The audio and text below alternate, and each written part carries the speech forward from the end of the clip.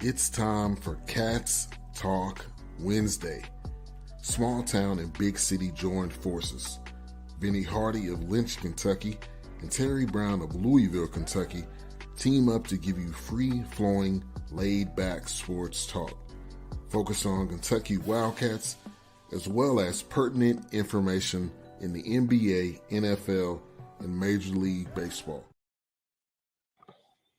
For my little week off, Cats Talk Wednesday, Terry TB Brown, Vinny Hardy, BS3 Network. TB, how we doing, man? Doing good. It's football time again. We here. We made it. The pads are on and it's crack-a-lacking and all kinds of stuff. And I'm excited, man. I saw where the football tickets for Kroger Fields all sold out. That's exciting stuff, man. Got Southern Miss coming.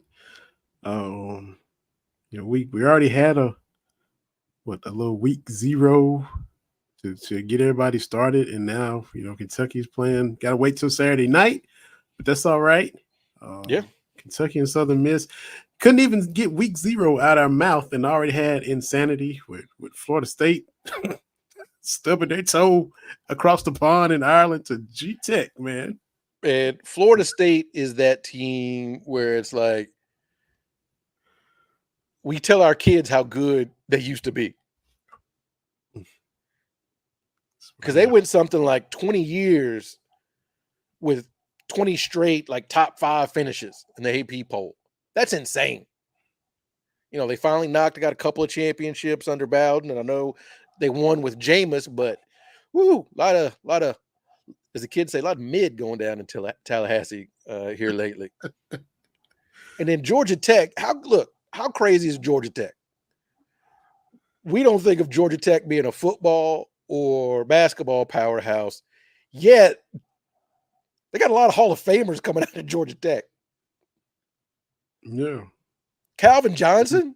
Mm-hmm. And I'm like, but they run the wing T. What was like, how did I miss that? But shout out to Georgia Tech. Shout out to the ACC. This just lets you know the ACC may not be as great as we've been led to believe. All that last year about, they got slighted because they didn't make the playoff, and thought it'd be a revenge tour this year, and they would, which they can still make it, but all that fussing they did, and then they come out and lose their first game. So, well, after getting blowed out by Georgia in the bowl game, we're getting started on another year of college football, and people are going to get tired of SEC. I know Michigan is the defending champs, blah, blah, blah, blah, blah. But all I'm saying is, generally speaking, the SEC's best is better than everybody else. Yep. That's generally speaking. Also, if you got a 10-win ACC team, you know where I'm going. A 9 or 10-win ACC team routinely gets beat by, quote unquote, the bottom of the barrel of the SEC. What does that say about your league? Yeah. What does that say? When lowly Kentucky and lowly South Carolina can give the top of the ACC fits. What does that say? Mm-hmm. And then when it happens, you just stop taking calls on your college show.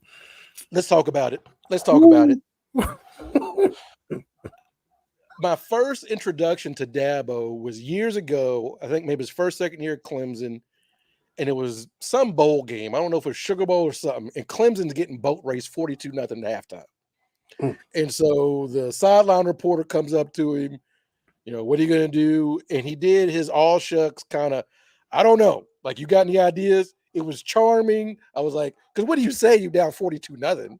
Like, if we had any ideas, we would have tried it before now. But he said it, and I was like, oh, okay. But ever since then, just about every public proclamation from Dabo, I'm just like, stop talking.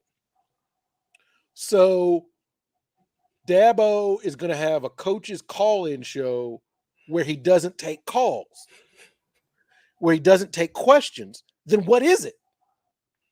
Is he just going to sit and talk for 30 minutes with the host? One, that's dumb. Yes. You making all that money, and I don't like to play that card too often.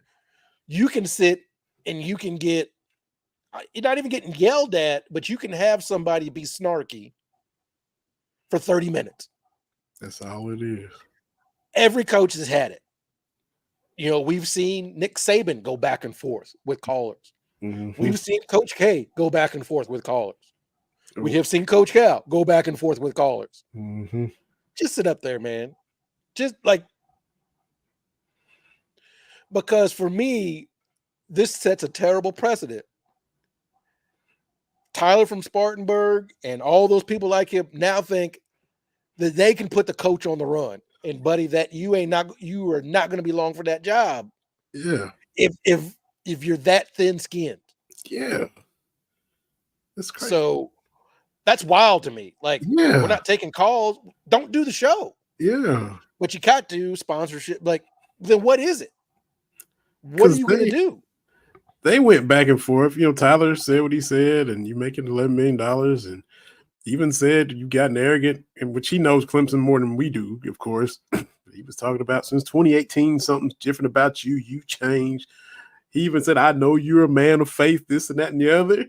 And I think he was complaining about the hiring. I don't know if he was upset that he had hired in-house or he hired from outside. Either way, there was inexperience in the hires, and it was different since 2018. There was a line of demarcation for Tyler as far as he was concerned. I agreed with some of Dabo's rebuttal about, you know, we've won 2 titles in the past 7 years. Nobody else could have done that since Georgia and Alabama. True. And prior to that, they hadn't won nothing since 80, whenever it was, as far as that's 83, something like that. Yeah. So I could even see him, and to his credit, he listened to Tyler for a long time. Yeah. And then he said, I've had about enough of you, Tyler. I'm like, okay. But to then this year do away with calls. Like you already broke it down. About 30 minutes. Clemson National Bank, Clemson Bank and Trust is a big sponsor. That's the reason the show is happening, and then you can't take a call. Come on. Is it most of these, are they usually 3 or 4 calls, if that? Like, it's not like call after call. It's not a press conference.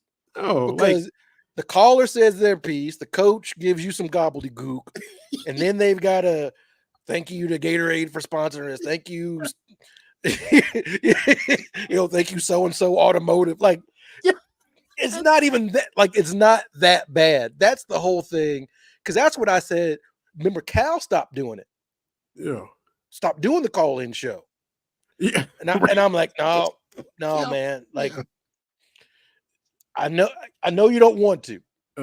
I wouldn't want to, but you can sit there for 30 minutes. That's it.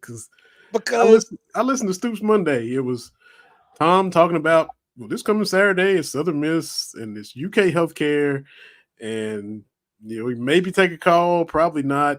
Stoops said it's good to be back. Haven't seen you in a while. This is the first one of the year. Then it's a bunch of commercials for Tony's and Paul Miller Ford. I get it. Again, you don't want to do it as a coach, but every job's got some stuff you don't want to do. Yeah. Every job, and that's what I try to tell my kids, and I think you probably told you, like, I don't care what your job is. There's an aspect that's not great. Mm-hmm. Whatever it is. Yeah, even if it's your dream job, you can be like, yeah, I don't want to do this today. Mm-hmm. That happens. However, this is the only time where the fans can interact with the coach. Yeah. You got to be answerable. It's right up there with Dion banning the Denver Post for sending reporters to ask him questions. Mm-hmm. There's a lot going on with the Dion situation, because I get it. I think that there are times these reporters and media folks, they take it a beat too far. They get too cutesy with it. Mm-hmm. And for my money, yeah, I'm not a big fan of that. Look at me. Look what I'm doing. And Yeah, and snarky with the coach. The coach know he lost by 30 points. You ain't got to be cute with it. I've seen that from some of the folks that cover the Cats in Lexington. You ain't got to be, at the end of the season. Cal know he lost to Oakland. You ain't got to be cute with it. And all this kind of snarky. But by the same token, it's just a bad look to start banning the media from showing up. Because that's one thing I will say. When Jerry Tipton was at his peak, every community of reporters, whether you're covering Kentucky, Colorado, Clemson, you need a Jerry Tipton. Yeah. You need a Jerry Tipton that, if the team's winning, can still ask those tough questions. Because sometimes it's hard to ask the tough questions when the Cats are 38-0. Like, you're not asking Cal a lot of stuff, that weekend between beating Notre Dame and going to the 2015 Final Four. It's kind of hard to ask him the tough questions at 38-0 because he's got the answers, right? Well, 38-1. Now you get but what I liked about Jerry Tipton was he was always the same. He was. Sure was. And I always felt that he was fair. You may not like his delivery, the old man kind of shtick. Maybe that wasn't for you. But I love Jerry Tipton because you need someone in the room to be like, wait a minute now, and ask a tough question. I think that's warranted. Yeah. And he wasn't phased at all. I mean, he did his grind for his 40 years. Yeah. Steady. And a lot of people would grit their teeth. I was down here for a lot of it. And then, they would have him down here on shows in Knoxville. We got Jerry Tipton on. He covers the Cats. Yeah. And I'm like, he was like revered outside of Lexington. He was highly esteemed, and he was more beloved away from Kentucky, from his peers and media people and all that than he was in Lexington while he was covering it. Now he's doing his book, and he's kind of come back, and people kind of maybe get a different perspective of him. But when he was doing his thing, a lot of people was like, Yeah. So the thing is with Dion is all about Dion. Like, I think he wants to help these kids and do whatever, but Dion's always been about Dion. And you can kind of run your fiefdom at smaller venues. It's really hard in the Big 12. Yeah. Like, that's the thing, is the spotlight's a whole lot brighter. And is bad, they started off hot last year, 3-1, something like that. But yeah, rubber met the road, man. And the thing is, you got to win. That's the bottom line. If you win, I think that covers up a lot of things. Yeah. For example, I know we got a big time coach coming through. That's right. Later on. Really excited to have Coach Brooks on. But the thing is, I like all the stuff that the team is doing this summer. They did the Habitat for Humanity house.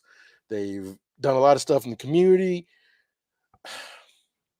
And this is, like we were talking before we got on, all this stuff, I'm like, you have to be honest. And a lot of the stuff that the team is doing now is being framed like, how refreshing is this that the team is giving back? And I'm like, come on, man, we ain't got to do that. Cal is no longer the coach here, not because he did not understand what Kentucky basketball meant. That's dumb. He got it. Yep. He had older players come back in. He reached out. He made sure that Joe B was beloved. From the tornadoes in Western Kentucky to the flooding in Eastern Kentucky, Cal was right there. Yep. When Hurricane Sandy hit, we got the famous DeMarcus. Hello, Mr. President, it's DeMarcus Cousins. Like, so we get it. Like, Cal got it. Cal's not here because he didn't win. Yep. He didn't win when you're supposed to win. Period. Full stop. Yep. He like Cal got it. We don't have to pretend that he didn't.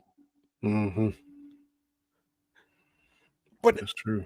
I do like that what Cal has kind of set up. Coach Pope is continuing.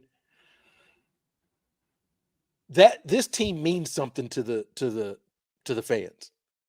The Kentucky men's basketball team means something. The same way Iowa football and wrestling means something. You know, the Tennessee Volunteers football team means something.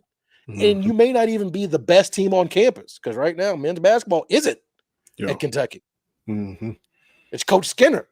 Yeah. As they go for like number 8 in a row for SEC championships. Yeah. Got a rough start against Nebraska last night. But how crazy is that? They had a big volleyball thing, Kentucky and Louisville in it. Like in Louisville. Louisville, man. And the Final Four is going to be in Louisville for volleyball. Yeah. That's crazy. So again, that's another point. When we talk about the Louisville-Kentucky rivalry, it ain't just one thing.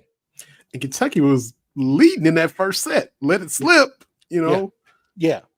So they'll try to get it back. But Kentucky men's basketball means something to the Commonwealth. It just does. Cal did all that. Then when he won the title, he took the trophy all around the state. Took it on a train tour. Like, you know, so again, I know the comparison is going to continue, but we don't have to pretend like Cal didn't know what he was doing. Yeah. Because now we sound like all the ridiculous haters. Cal just rolled the balls out. No. At some point, we'll be honest about what that first decade of Cal really was. At some point, we'll be honest about it. I know not now. Right. But we will be. The same way we came to love the 78 team. That's it. You mentioned it too. We forgot. We got a big time guest coming through. Coach Alvin Brooks III is coming on at 8. So that's gonna be fun. Top it up with him about 15, 20 minutes. And Justin Lexington, you know, which his dad was here with Billy G for those years. You know, Alvin Brooks II was here. So we had some Brooks fam here before and got Brooks fam here again. So we had to chop it up with Coach Brooks, who was the associate head coach for Kentucky men's basketball under Mark Pope. So man, that's gonna be fun, TV. I gotta ask him, when are we gonna get some more Browns? Recruit some Browns. I'm gonna let you leave. I'm gonna let you go first, man. But it is so bizarre. We've only had one Brown letter in men's basketball at the University of Kentucky. That's true. We've had just as many Azabukis as we've had Browns. And when you put it like that, that's really it shocks me in 100+ years of Kentucky basketball. Almost 120 years of Kentucky basketball, one Brown. It doesn't feel possible. Yeah. But that's true. Sweet. You know, Greg was it Greg Brown that was close to coming here a few years ago? Greg and Jalen. Before he went to Cal, Jalen was, I think they were talking at some point. And I was like, yes. But no Browns, man. So now I got to go get Barry and Brown merchandise. Saw he's got some NIL merchandise, brown and blue. I was like, I can make that work. That's it. He might be the second fastest Brown. Yeah, exactly. So at least you got one on the football side currently. Yeah. And, you know, I think it was the Cat's Paws retweeted Southern Miss's coach is saying he's the best kick returner that he's faced. And this dude faced Tyreek Hill when he was in college. And what he said about Berrien this week. So I'm like, well, that's high praise, man. Yeah, it is absolutely. Look, that's a weapon, and we have seen, and that's the thing. Again, we're going to talk about football. Say it all the time. Most teams over the course of a season are about 15 plays that can change your win total from 5 to 9. And so what you try to do is give yourself as many advantages as you can, whether it's having a good punter, right? Mm-hmm. or something on special teams. And if you got a good returner, that changes everything. Yo. It changes how the other team kicks. Mm-hmm. So now you're defending on this college kid he's not going to do his regular kick. You're going to have him angle it out of bounds. If you remember, there was a game. Remember Derek Abney from forever ago. I know he had one point, he had the record, if I'm not mistaken, for return touchdowns. Legend, boy. Well, I can't remember who we were playing, but he ran one back and almost ran another one back. And so now the punter is trying to angle it, and the pressure just got to him. Like he's 15-yard punt, 20-yard punt, because I think it's hard to ask a college punter or college kickoff specialist to do all these tricks that they can do in the NFL. Mm-hmm. So having a returner back there that's dangerous changes everything. Yeah. As my Louisville brothers and sisters will say, if you take away those 2 returns, if you take away 2 touchdowns, Louisville wins. Is that what you want me to say? Like, if it wasn't for those touchdowns, which is still one of my favorite memories of the rivalry is Berrien Brown fighting with Louisville's band at halftime. Mm-hmm. And all the Louisville people I follow like, oh, that's low class. That's low rent. Who argues with the band? And then the next time he touched the ball, he went 107 yards. Nobody touched and looked at the band. That is what we call standing on business, because that's how Browns stand on business in Louisville. That's how your family, that's how the Cubs do it, man. That's why I tweeted it. I haven't seen a Brown run that fast in Louisville since I backtalked my mama in 1984. And she ran you down anyway, didn't she? Oh, she's low on me. Where you going? Where you going? What's with young kids always think their moms can't run. We always just, because we just don't know. We just think that, you think your mom's a soft touch. If it's a race or if it's you trying to run from a whooping, either way you find out that your mama can run. Oh, yeah. Mr. Spence in the comments. Stand on business. Yeah, standing on business, man. Good to see you, Spence. Yeah. Look, Michelle was in. Welcome back. Miss you guys. We missed you too. Thank you, Michelle. And then, again, we've talked about this before with the Louisville fans. Oh, Brent rooting for Cuz. Yeah, I hope we do too. 100-yard return from Berrien. Because all these Louisville fans get all sensitive because Berrien was talking trash, yet everyone with a 502 area code will talk about Muhammad Ali. It's just, we can dish it out. It's talking if you can't back it up. Yeah. But if you yell at the band, go score a 100-yard touchdown. There you go. So I hope we get at least one of those against South Carolina, because it is a weapon. And we're going to need points however we can get points. Mm-hmm. We're going to need field position however we can get field position as we go through this season. So if Berrien could become a weapon there. And it's just easy points. Just a quick 100-yard untouched to the house like he did with Louisville. Easy, quick strikes. You love it, man. But think about that. I mean, even at the NFL level, a great returner. We saw Rex Grossman start in the Super Bowl because Devin Hester that year decided to go nuclear. Mm-hmm. Even take that open. Hey, when they took that opening kickoff back, I said, "Oh, the Bears might be in this." But then I'm like, "Oh, okay, they the Bears, and that's Rex Grossman." But still, and the Bears fans think they got a quarterback now. They got to show me. Man. I follow a lot of Bears fans because I'm deep in Cubs Twitter, a lot of overlap with Bears fans, and I'm like, okay, Bears fans, I'm glad that you're happy, but let's see. It's been so long, man. I'm happy they're hopeful, but I don't know. I mean, you just got to see Caleb do it. Maybe he does. He showed solve some that problem. glimpses. Maybe He does showed solve some that problem. glimpses, but the problem is this is the issue with these NFC North teams that play outside. Slinging that ball around becomes really brutal outside in the playoffs. And we've seen that.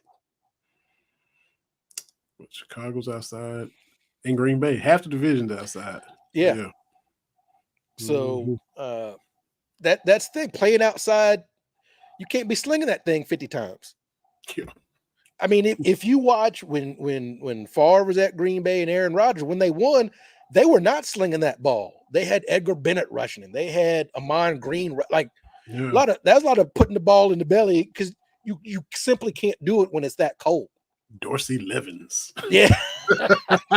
Oh man, that's a take me back. Oh man. And when the Bears were actually good, that's what they did. Jim McMahon, fantastic. Yeah. But he ain't the dude to be out there 30, 40 times throwing the ball. It's, you know what? We got Walter Payton and we got this defense. We're going to make it work. Yeah. Who's the fullback on Tecmo Bowl? Matt Suey. Yeah. Brad Muster. and the Giants too, especially when they were playing the Meadowlands. Yeah. Yeah. Otis Anderson, Megan. Like, we're gonna run this ball, man.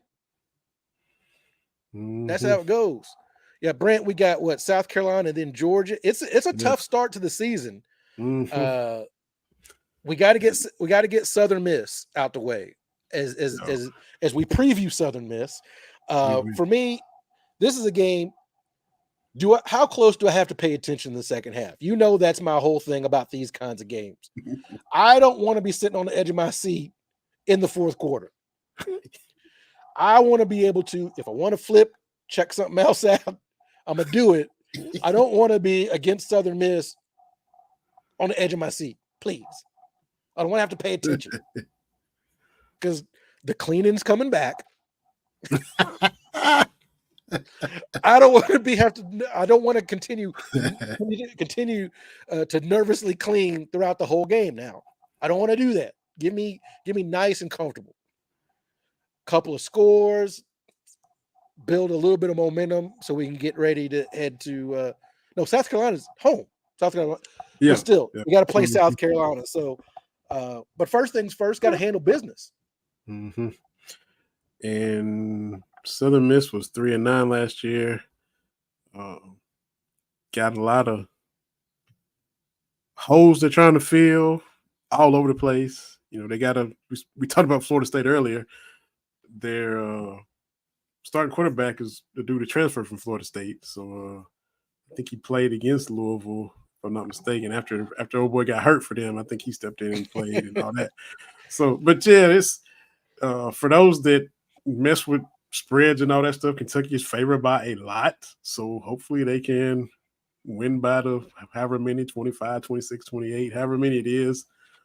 Hopefully Kentucky blows them out like Vegas thinks they will, and then it'll be on the South Carolina, like Bill Belichick. We're on to South Carolina.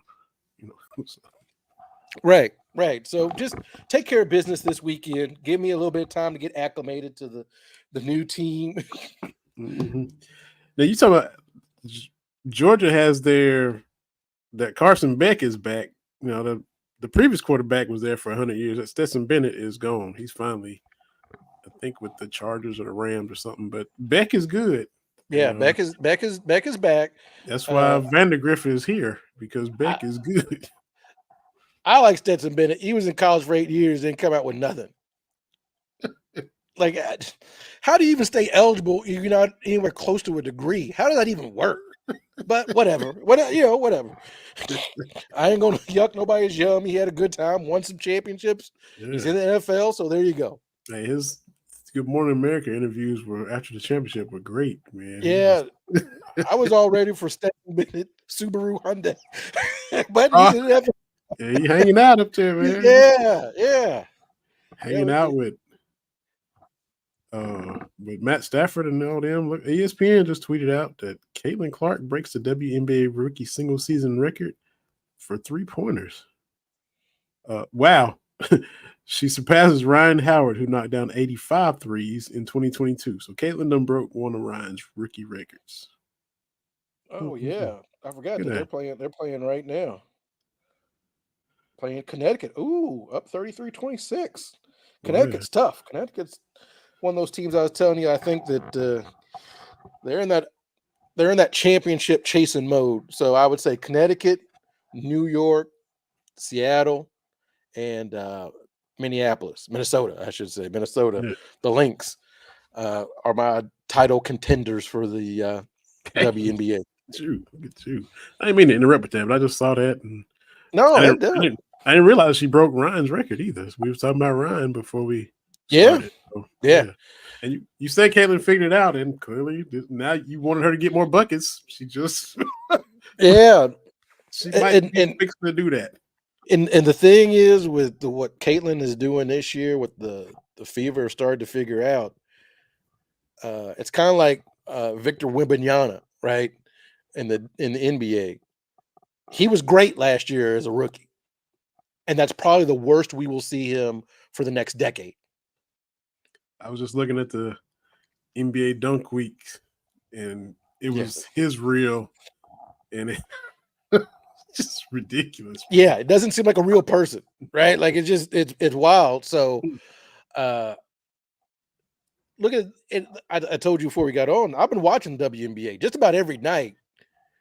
The wife and I, we catch a game because I'm trying to, of course, we're gonna root and watch Caitlin. My wife from West Des Moines, she brunette, Caitlin brunette, they in the same neighborhood. So okay, I get it. You root for your peoples.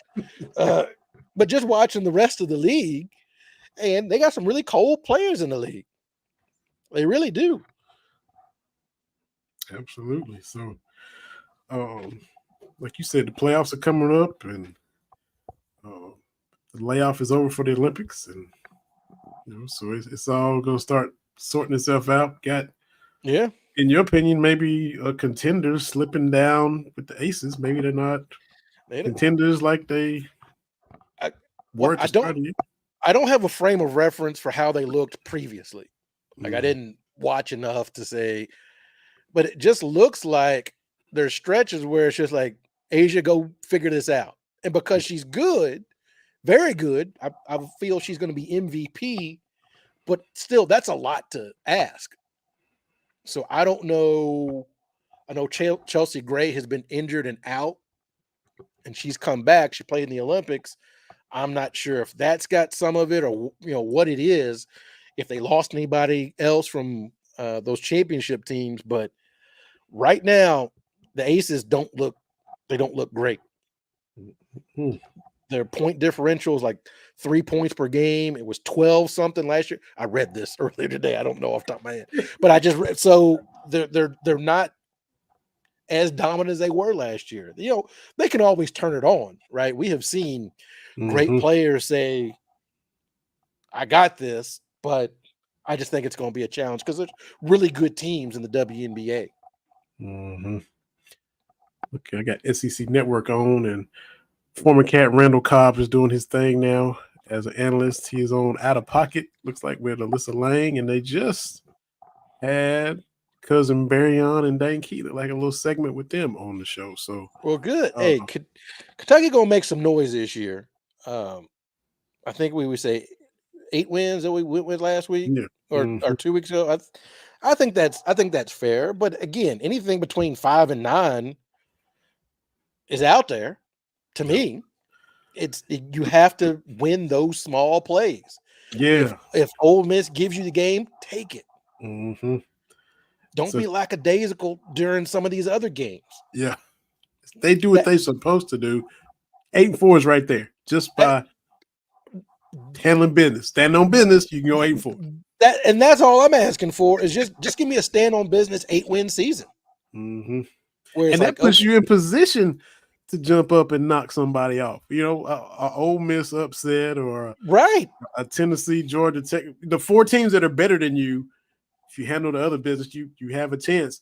Look, we talked about Coach Brooks, the signature win. You know, you beat number 1 LSU, and then you look at Georgia Tech last week. You number 10 Florida State. I don't know. I think it is due for coaching Georgia Tech. There's got to be his signature win. That's what we're wanting to see with Stoops. Jump up and knock somebody down that's better than you on paper or better than you for real. Just beat them. That's what's been missing. I think we talked about this before, but that is, I think, the issue with some folks being out on Stoops is, you know, my thing is, look, you're not going to beat South Carolina every single year. You're not going to beat, you know, Vanderbilt every single year. That's not going to happen. But if you do stumble against one of those, you've got to find another win. Mm-hmm. And we haven't had it. Now, don't get me wrong. We beat Florida. I'm excited because I remember the 40 years we didn't beat Florida. Mm-hmm. So I'm going to be happy, but I'm also going to be a realist and say that's not the measuring stick it used to be. Yeah. This ain't the old ball coach's Florida team. This ain't Urban Meyer's ball. This ain't even Ron Zook's. Ooh, wow. Oh, Ron. Yeah, forgot about him. Yeah. So it's not even that. So you got to do something to put that sizzle back into things, right? Mm-hmm. We talked about this on the men's basketball side, right? You know, I think now we've got a losing record in the Champions Classic. Yeah. You know, a lot of these big time matchups, we have come up short. Mm-hmm. You got to do something, a big win to excite the fan base. Mm-hmm. So yeah, because beating Louisville, while fun and everything, doesn't really move the needle. Mm-hmm. Although I'm like beating. I mean, don't get me wrong. I love beating Louisville every year and everything. Yeah. But you want to add to that. You want to put something else with that. You gotta trip up a Georgia or an Alabama. Yep. Or a Tennessee. Heck, beat this version of Tennessee. Mm-hmm. Don't come out here surprised they playing fast tempo. Yeah. That's right. That's all. Don't be like, what? I didn't know they were playing. Man, that's all I want for this football season. Yeah. Yeah. That's. I don't want any stretches where I'm watching the games and I want to be like, did they practice this week? Mm-hmm. And that's not on the players. That's absolutely not on the players. That's on coaches. Get them ready to play. Yeah, get them ready to play. Do they know what they're supposed to do? Like, I just want that. Cover everybody's supposed to cover. Don't be caught off guard because Tennessee is going to play a hurry up. Yeah, that's true. Those are reasonable requests. You're not asking for the world. Don't make me sweat against Vanderbilt. That's we've seen a lot of that. Yeah. Don't have me sit here watching the South Carolina game like, I can't believe we're losing to these folks. Fair request. That's all I ask. I don't ask for a lot. I know. Look, championships are hard to win in everything. So I think if you're a fan and you're like, my bare minimum is a championship, you're going to be disappointed way more often than not. But my thing is, don't embarrass. Find some joy along the way. Again, I'm a 49ers fan. Lost in the Super Bowl, but last year had some fun moments. Like, give me that. Like, if I'm not going to get my championship, give me other things that kind of make me feel it made me feel better about the proceedings. Mm-hmm. That's all I'm saying. Kentucky basketball, men's basketball. I'm not asking for a championship. I don't want to get embarrassed on national television by some guy named Jack Golke, who's going to be selling insurance sooner than like not this guy. Yo, just like not this. Killing us. Or just some random team pop. Not like this. Mm-hmm. That's all I'm asking for. That's fair request for sure. For sure. Now, you mentioned your 49ers. My Cowboys finally got around to paying CD Lamb. So what's going on with Ayuk? What's happening with that? I have no idea. Him and Trent holding out, and I'm like, this can't be the way that the window closes. Wow. And y'all open up with Aaron Rodgers if he can. Y'all play the Jets Monday night. Yep. I didn't realize that. Which, if he can get to the huddle and actually play, y'all get it. and on week 2, I will be in Minnesota. Oh, y'all come back twice in a row to Minnesota. Wow. Craziest thing ever. I saw the schedule. I saw we were at Minnesota and then at Green Bay. And I'm like, whichever one is the early one in the season, we're going to go to. Mm-hmm. Like Green Bay's in November. And I said, no, thank you. No, thank you. That's when I did it. It was already cold, man. I don't even want to, even though it's inside, I don't want to be going up to Minneapolis in the cold. Mm-hmm. Like I don't want to do that.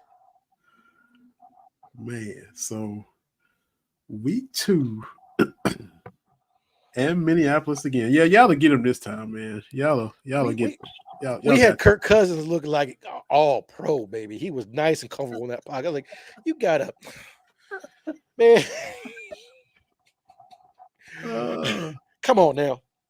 Yeah, because it's you know how it is. You don't live in the same area as your team, and you don't get to see them in person that often. No. But I'm excited. My young son, Jair Brown for the 49ers, looking good. Okay.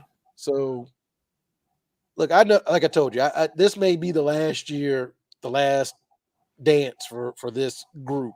Mm-hmm. And my thing is, come on now, Jed York. Pay the money, defer it, do whatever. Come on now. Mm-hmm.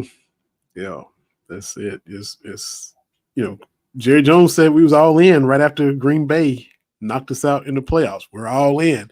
Then we did nothing for free agency all summer long, and finally got CD his money. Okay, cool. And still got Dak, got Michael Parsons coming up. A lot of people clowning us because, and it's funny. I gotta admit, they clowning us about signing Dalvin Cook. Speaking of the Vikings, Dalvin Cook signed with the Cowboys today because Zeke is he got old and kind of lost a step, and I wasn't really that excited about the running backs. You got Rico Dowdle. We saw him in South Carolina when he went against the Cats. We played him. Little dude from Kansas State, Deuce Vaughn. He's like 5'5". He's like Muggsy Bogues in the backfield, basically a little bitty scat back. So I saw the memes today. They said Ezekiel Elliott and Dalvin Cook in the same backfield, and they had a picture of Ewing with the Magic and Olajuwon with Toronto, and that's what they were. I said, well done. That's funny, but I'm being blind now. Maybe I'm putting my Cowboys colored glasses on. I think Dalvin Cook got a little something in the tank, and I'm excited to see him added to the Cowboys because I wasn't excited about Zeke. Love him, but I ain't really expecting a whole lot. But Dalvin Cook, I think he might give us a little something. I might be totally wrong, but I'm glad to see them bring him in. I hope so, and we'll see. What is that? Week 7, week 8? When let's see. Where we at? Oh, why can't I find it? Yeah, I think it's week 7 October 27th, whatever that is. Y'all, right after the Chiefs. Then it's the Cowboys. Lord have mercy. Okay. Yeah, those are look, man. I in my 49ers group, like our thing is we have to beat the Chiefs. Y'all got them at home. Like we know that's not going to bring the Super Bowl back. Right? Mm-hmm. But we got to beat the Chiefs. Mm. Because Mahomes has been killing us. Mm-hmm. You know, and maybe this is the year I got to pay attention to the rest of the NFC. Ooh, that'd be a nice change. Yeah, you know, we beat every NFC playoff team last year, and so look, look, we gotta win against, and that's a tough stretch. You know, Chiefs, and then get up for Dallas again at Seattle, Chiefs at home, Cowboys at home. Yeah, I like us being the third game of that little gauntlet. I like that.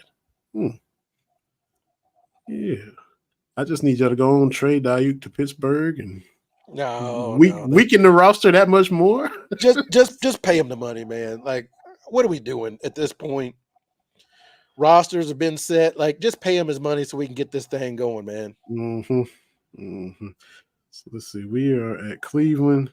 Let's see who we got before the 49ers. Oh, wow. At Pittsburgh, Detroit at home, at San Francisco. That ain't too easy either. So. Yeah, I'm not convinced about Detroit. I know what they did last year. And yes, I was disappointed when they got that big lead in the NFC Championship game, but I'm still not all the way in on Detroit. They still give off little Clippers vibes to you, don't they? Yes, they do. Yes, they do. I loved it because everybody like, oh, they're gonna get the Niners in the title game. Maybe not. They got a lot of bad history to still cleanse. And my knee still twinges from celebrating that catch Ayuk had against Detroit, where he caught her off the dude's helmet, and I jumped up and was hooting and hollering, slid. I was like, oh, you know, you're getting too bad when you're getting too old to celebrate. Now I got to sit in my chair and watch the games and everything like that. I'm gonna ask Coach Brooks this too when he comes, but I know you had to see it.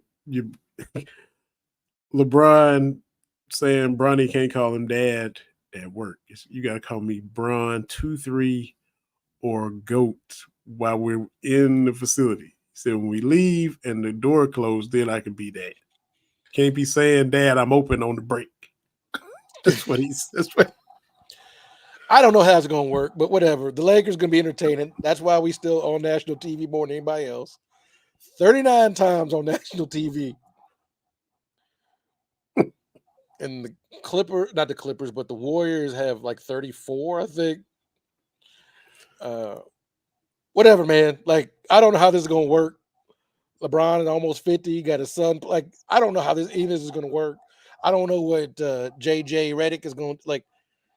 It just hit me one day. I caught a clip of his podcast. I was like, oh yeah, he's the head coach of my Lakers. Like, I have just whatever, man. He's still cranking out episodes, huh?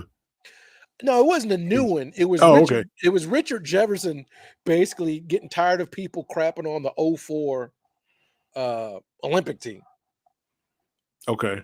And kind of giving some background on that. How all the people didn't want to play. Like that, yeah. That whole thing. And I mean, you look at that roster, there's a lot of young guys. Mm-hmm.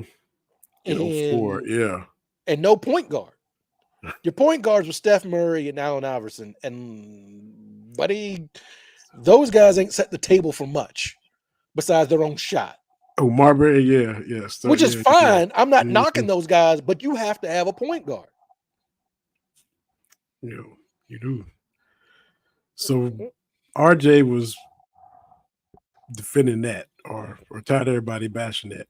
Is what saying. Because it wasn't, because as he explained it, and I forgot, like the year before, 2003, they won the FIBA America Cup, and they had like Ray Allen and like they had dudes on there that you're like, okay, this team can go with, but none of them came back to play. Richard Jefferson was the only guy from that 03 FIBA squad to come back and play. He was the only one with any international experience. Iverson, Marbury, D. Wade, Carlos Boozer, Melo, Braun, Emeka Okafor, Yeah. Sean Marion, Amari, Yes. the big fundamental, Lamar Odom, and RJ. Where's your shooters? That would have to be Hope. D. Wade is got it going, I guess. But that was those guys had just finished their rookie year. Yeah. Wow. Don't think about that. Like, did Colangelo do this? Yeah, because a bunch of people backed out. Ooh-wee. Because I'm telling you, that team, they were basically rookies. Like, you can go back and say they had LeBron, Melo, and D Wade. Like, the beta versions, like, yeah, it was bad. It was bad. Wow. So this is 04. Yeah. So yeah, D Wade was in that 03 class. Melo was in that 03 class. LeBron's in that 03 class. And then your vets, like you said, are AI and Marbury in year 8. They were like 96, class 96, right? Yeah. Yeah. But where's the shooting on that team? Where's the shooting? Where's the point guard? It was a different time. It was ISO ball, man. It was a different time back then, TV. It was Melo in the mid range and Tim Duncan on the block. And then you collapsed, nobody to spread the floor for Duncan because nobody could shoot. So right. And so I get what Richard Jefferson's saying, because the 08 team was the redeemed team and we're gonna get this right. It wasn't the players' fault in 04. The team was just constructed haphazardly. Yeah. Right. So there was that. He talked about how they stayed on the ship instead of at the Olympic Village. And his thing was what Richard Jefferson was saying, like, it wasn't just the men's basketball team. Like, there were other athletes on this cruise ship away from everything else. Like, it wasn't just us. He was very passionate defending that team, but I get it. Y'all the most high profile passengers though, so it's gonna stick to them. Everybody gonna say them, even if it's some fencers and some track people over there. Because it was, he gave the names, but it was like the name Olympians. Okay. Like, I don't mean to disparage anybody, but you're right. Ain't nobody trying to hound the fencing team. Right. Yeah. Or whatever, the equestrian team, whatever the thing is, dressage, where the horse go over the thing and does some dancing. Anybody trying to get with that. But when LeBron show up, he can't go to a Motel 6. Like, this is not going to work. Yeah. Right? Like, this is not, it just doesn't work. Like, we can get mad about it, but no, man. Like, this past team, you can't have LeBron, KD, and Steph just out and about. Yep. Come on now. Like, they go do stuff, but no, they got to get back to the hotel. And nothing was like in Barcelona 92. Yeah. They had to have the Spanish like army outside of the hotel. Like, it was lockdown. That's when that might have been our first introduction to the price of fame right there. We don't, because 92, you don't realize that that's every day all the time. We would think, oh yeah, okay. People want your autograph on your way to the locker room. Yeah, okay. But that's everywhere you go. I remember you were Sports Illustrated for Kids, Michael Jordan disguising himself to go watch a movie. Stuff like that. You don't even, just that put the scrutiny, the microscope, what it's like to be them all the time. I think that's kind of introduced us to that. Like, oh wow, this is they can't just go and see the city on an off day. They can't do this kind of, the Jack McCallum book on the Dream Team is really a great read. One of my favorite stories, I might have shared it here before, is David Robinson decided to go play golf with Barkley, MJ, and somebody else. I can't remember. But he stopped after like 7 or 8 holes because the profanity was so bad. With MJ, Barkley, and David Robinson stopped. He's like, this is like okay. Like, come on, David. Like, you came to the league in 87. You done played against these guys at least 10 times. So them time on the court in the games didn't let you know what it was going to be like on the golf course. and that was the insane thing. Like, on, man. I love the stories about like what they did on the off days and different things like that, and who the little groups were. Because you got Magic and Bird kind of hanging out. Mm-hmm. Well, because there's that picture where most of the time they would not go out like at night. Like you couldn't go anywhere, right? So they would hang out in somebody's room, and Larry Bird would just kill a case of beer, and like they pink like that's the kind of stuff that's excites me. That is very interesting to me. Is off the court. You got these guys just hanging out.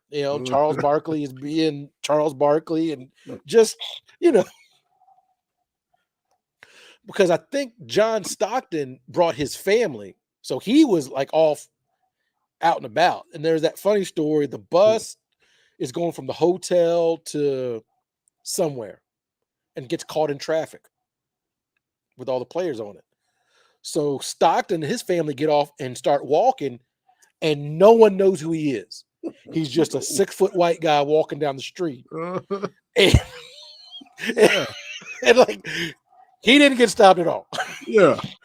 In his jeans and his, saddle. What is it? The Saddle Bread. What was the little polo company? What's the little shirt with the little horse on it? Oh, the polo? Yeah, that's what he was. Yeah. He had the dad outfit. Yeah, on. That's what he had on. Yeah.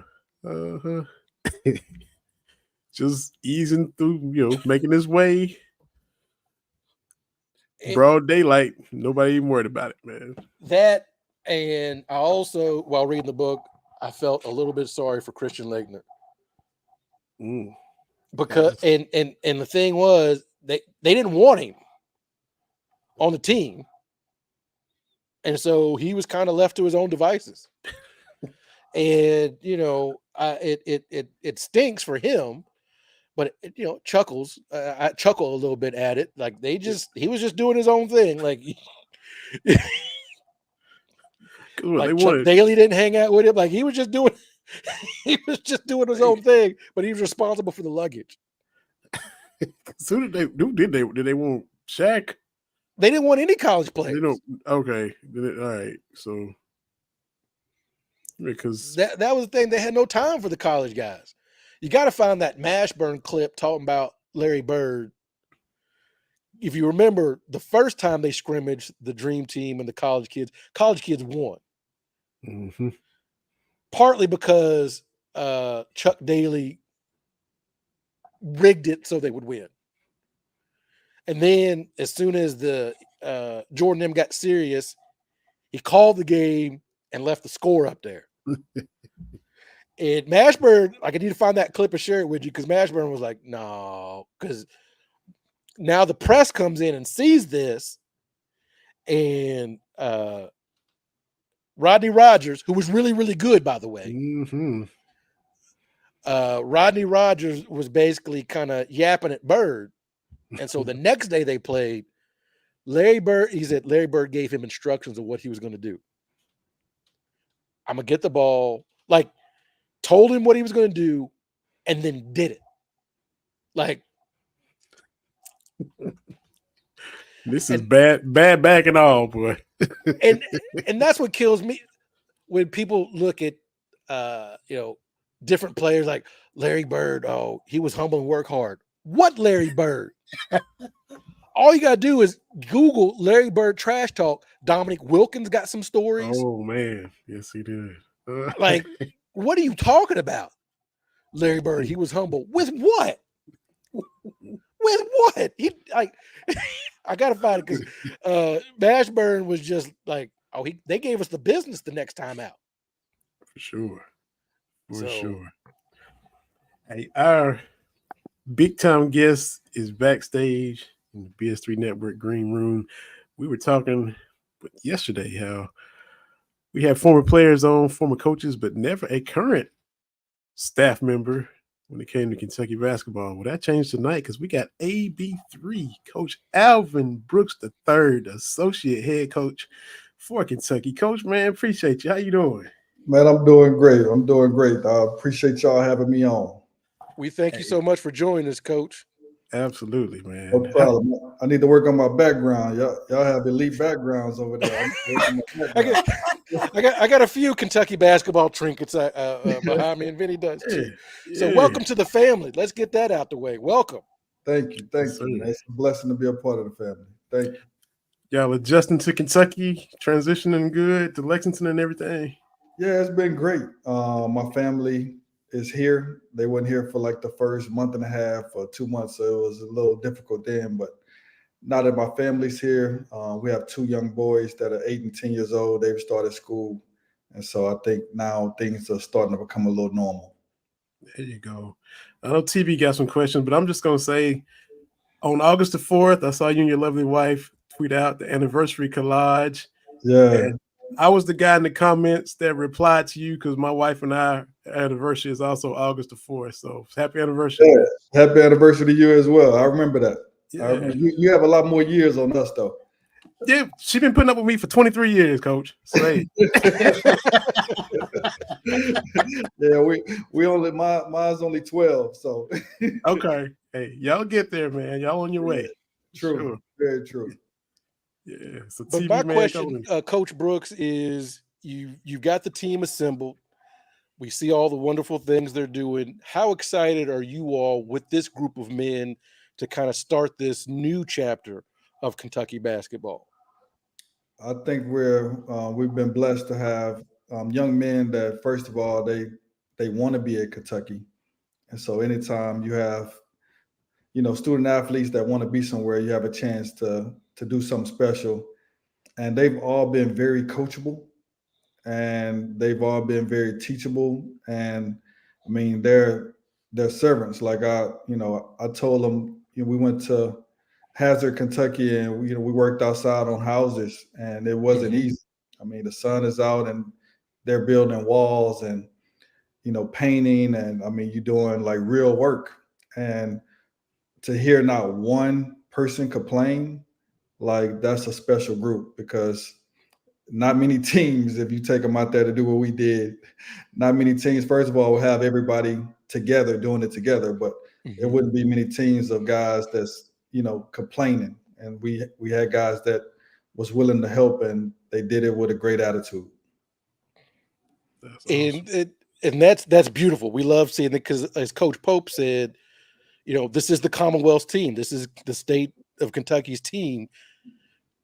Is that something that you all are impressing upon them? Like, other places play basketball, Kentucky's just a little bit different with how the fan base is. I'm sure you're kind of figuring that out.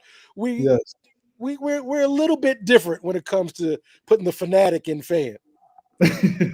I'm definitely learning. I'm learning. There's been instances where I've been like, wow, like how do they know that? And like, how does this person research to know this, and how this person research to know that? So, I mean, it's been a learning tool, and I think it's been a adjustment for not only me, but I think Coach Pope really is the only one that knows, because he lived it, and all the rest of us are kind of learning it. I mean, my dad was here for 2 years, and so he's told me stories, but like anything, the stories and actually living it is totally different. And so it's been great though. It just shows that you have people that's heavily invested and love what we love, and so I mean we can't ask for anything more than that. We just got to give our all, just like anything that you love. you guys give your all to Kentucky basketball as far as investing your time in it. So we got to make sure that we invest our time to make sure it's the best that it could be. You mentioned your dad, Alvin Brooks II, was like the first Black coach at Houston in any sport. Man, that's man, that's it heavy. was, yeah, you know, as a youngster, I didn't understand it.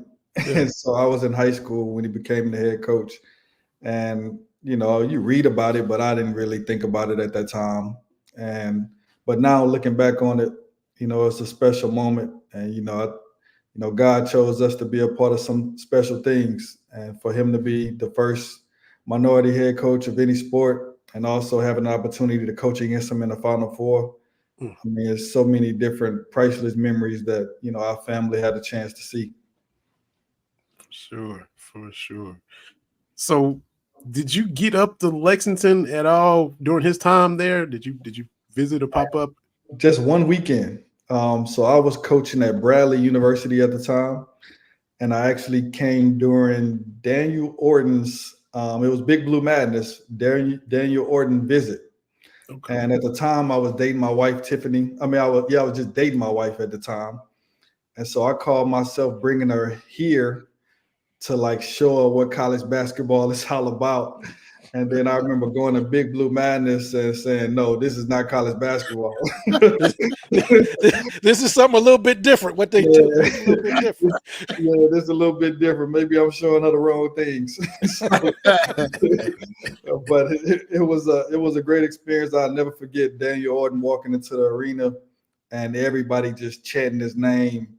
And I remember thinking like, wow, this is really amazing. And so to be here now, and then when Daniel Orton came back to the office, I just had flashbacks, and I had to tell him the story that, my first experience with Big Blue Nation was actually seeing him walk in the arena. So it was great memory. Yeah, that's something else. And you were at Baylor too, Coach, as we all know, because you already said you learned about it. So we know you were at Baylor before you came here. But y'all won a title there. And Terry and I were just talking about how winning a title is hard in any sport, no matter what.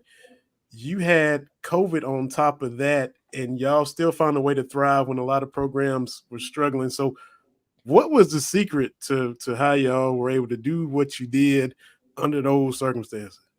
Man.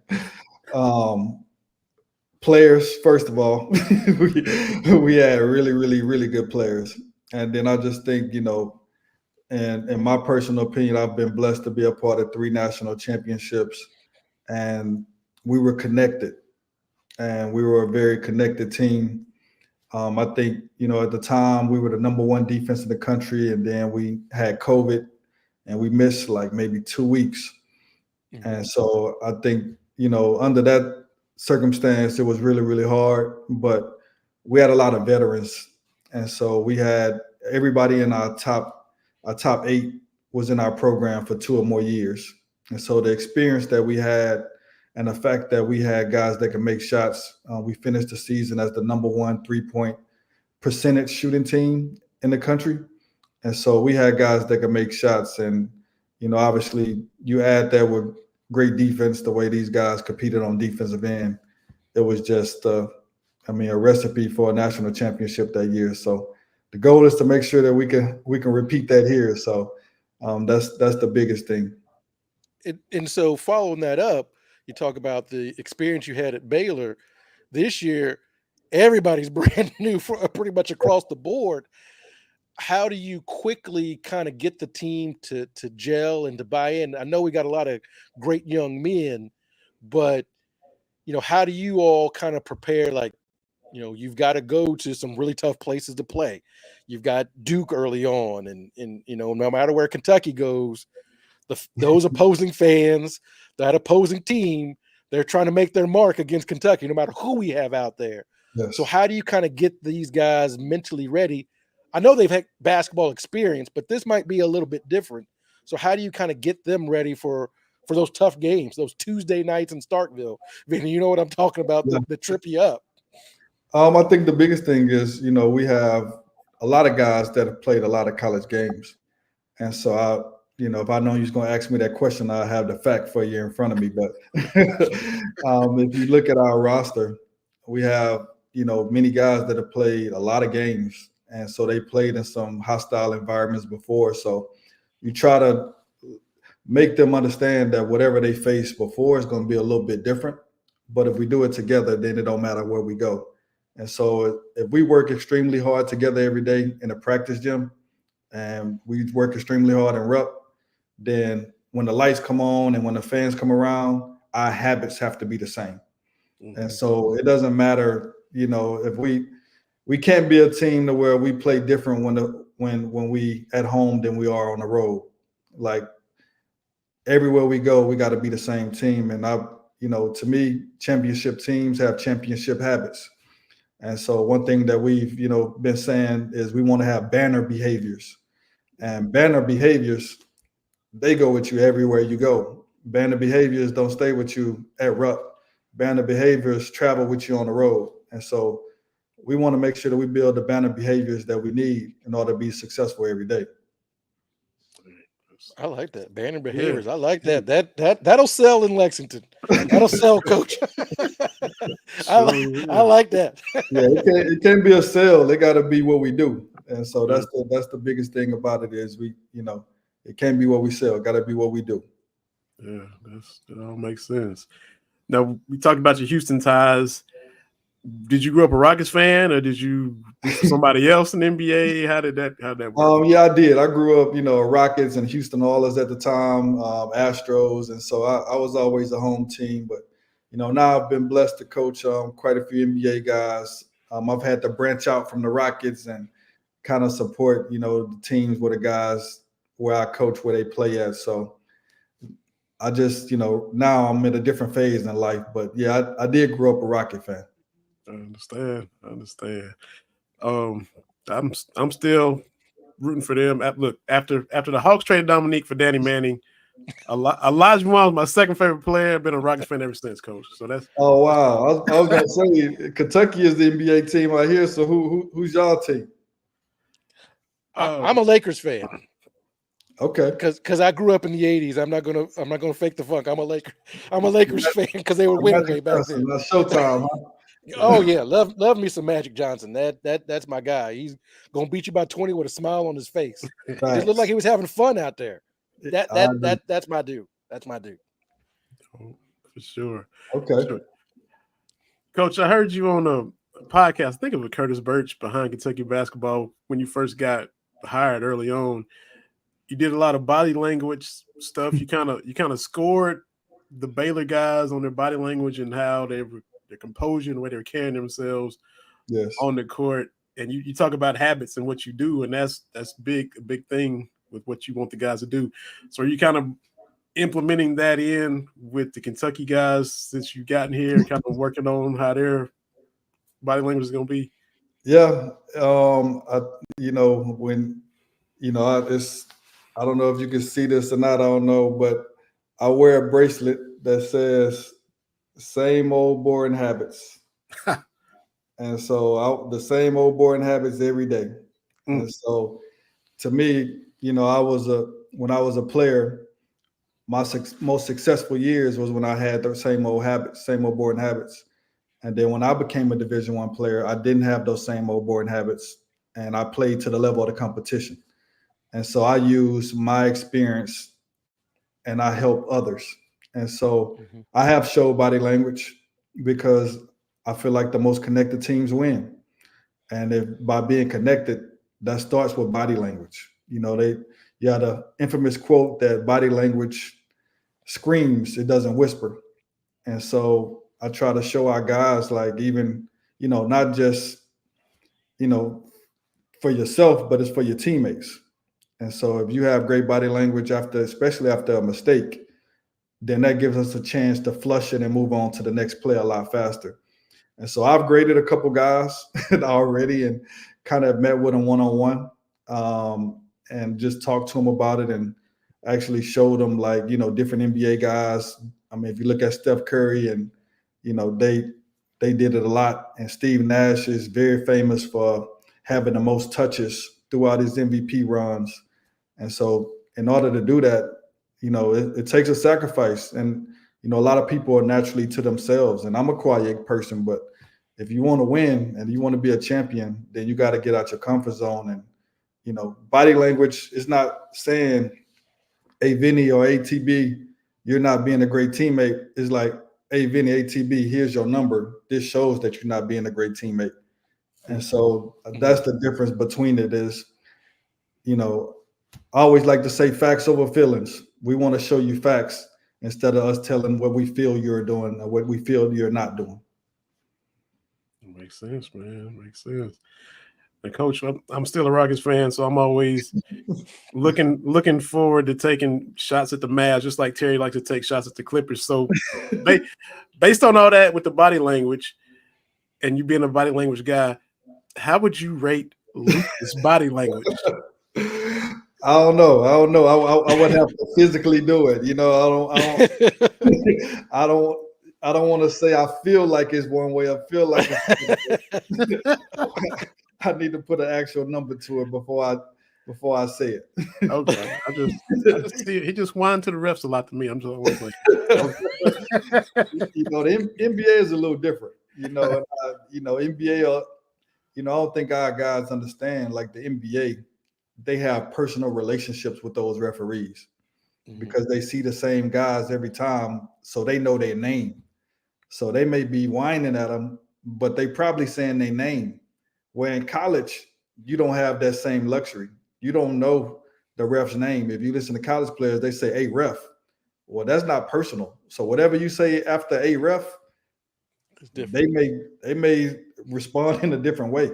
Where I actually listen to some of the NBA guys, like they actually say the ref name, and so they know each other. So I think some of them still whine a little bit too much, but I mean they're pros and they've been doing it for so long to where I think it's a little bit different in college.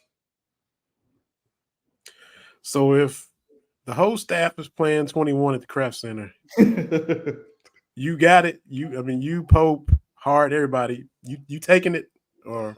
I'm retired. I'm retired. I tore my Achilles 4 years ago, maybe, and I've retired ever since that day. So I don't know who will win, but it definitely won't be me. You've moved on to the teaching phase. We respect that, Coach. Yes. I am not trying to be out of commission for another 5 to 6 months, or however long it was. So I'm definitely retired. I understand. Last thing, man.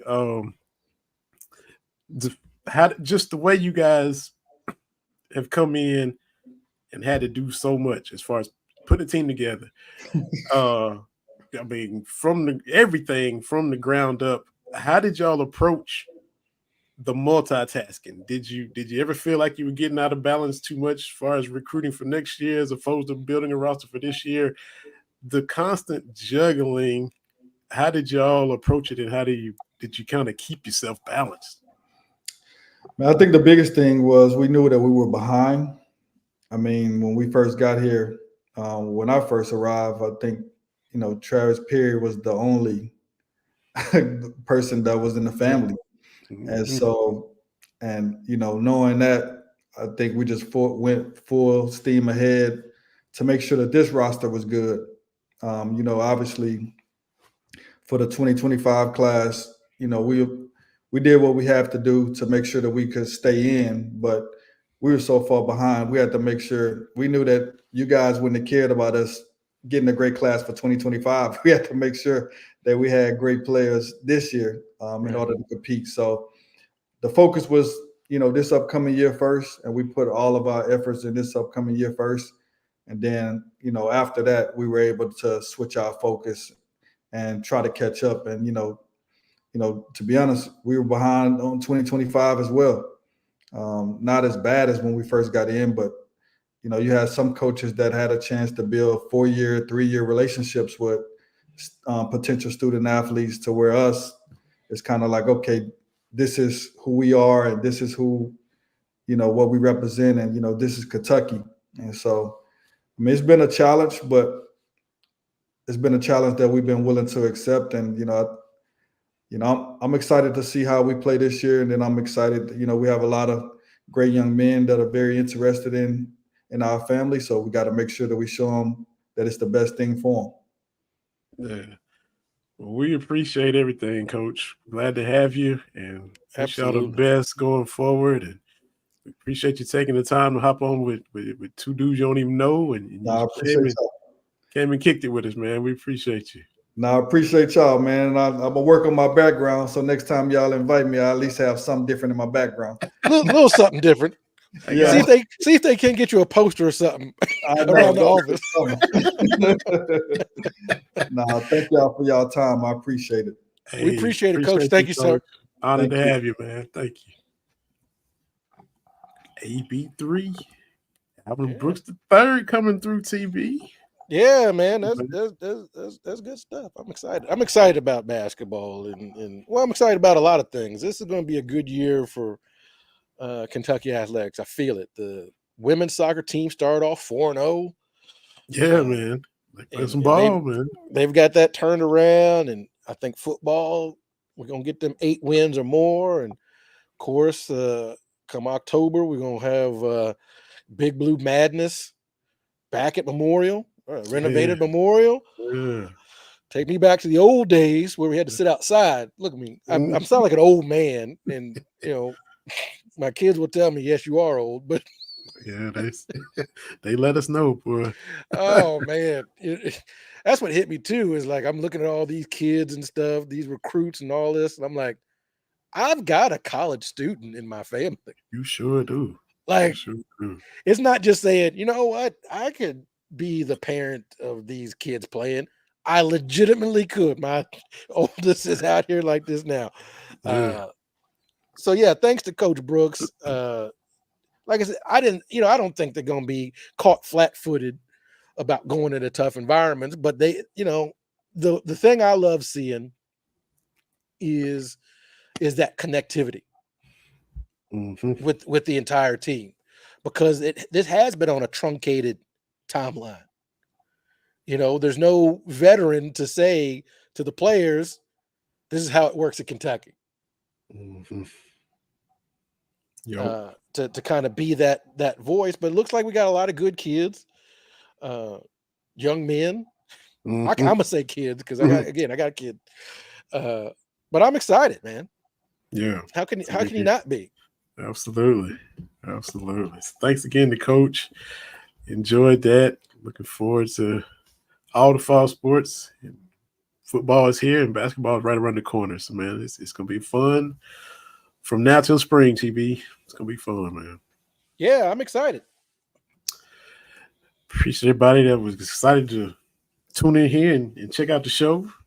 Appreciate BS3 Network for letting us do it. So yeah, Coach Brooks, come and bring in the heat. I like banner behaviors. I'm using that. That's what we all about here in Kentucky. Banner behaviors, man. Banner behaviors. I love that. That's just perfect. Alliteration. It sounds great. I mean, and like he said, it ain't just about saying, it's about doing it too. So he all about, as you can tell, same old boring habits. He's just grind. Yeah. Make it become a habit where it's not strange when you're in a tough situation that, I haven't done this. What is this behavior? You're doing the same thing to where it's going to become habitual. So, hey, Coach came in here and brought it, man. We appreciate it. Absolutely. So, man, we'll Saturday night see what the Cats do against Southern Miss. Yeah. Be back next week to talk about that and everything else that happens in between. And just a lot of fun, man. Enjoyed our week off, but enjoyed being back today as well, man. We gonna be back at it. Yeah.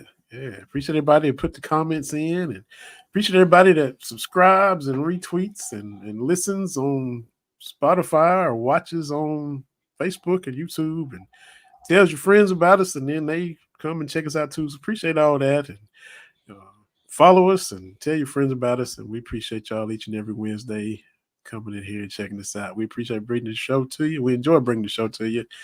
Look forward to doing it again next week, TB. So absolutely, man. We put a bow on this one. You like this shirt? I do, man. I do. I just want a Kentucky basketball uniform with script. Nike can do it.